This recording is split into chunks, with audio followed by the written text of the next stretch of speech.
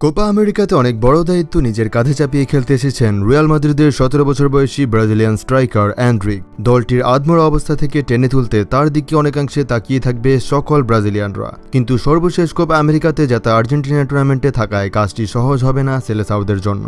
সংবাদ সম্মেলনে কোপায় নিজের পরিকল্পনার কথা জানালেন এনরিক। এই টুর্নামেন্টের আগে স্পেন, ইংল্যান্ড ও মেক্সিকোর বিপক্ষে গোল করা এই তারকা ফুটবলার বলেন, আমরা সবাই চাই বিশ্বকাপে জিততে, এটা ব্রাজিলিয়ান মানুষরাও চায়। দুর্ভাগ্যবশত আমরা জন্মের পর ব্রাজিল বিশ্বকাপ জিততে পারেনি। আমরা শেষ কোপা আমেরিকায় আর্জেন্টিনার সঙ্গে লড়াই করে হেরেছি। আমি আশা করছি এবার দারুণ প্রতিযোগিতা হবে।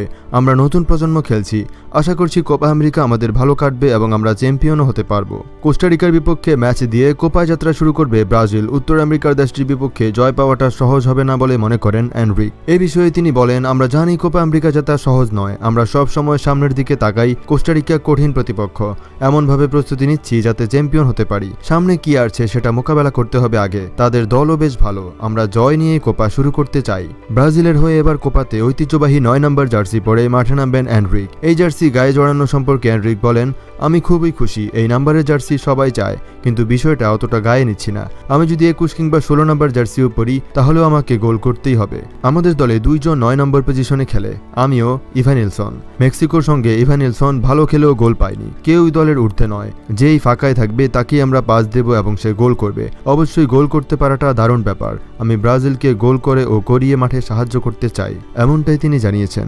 আপনিও কি তার কথার সঙ্গে একমত? এটি অবশ্যই কমেন্ট বক্সে জানাবেন এবং পেজটিতে ফলো করে চ্যানেলটিতে সাবস্ক্রাইব করে সাথেই থাকবেন। Take care, stay well.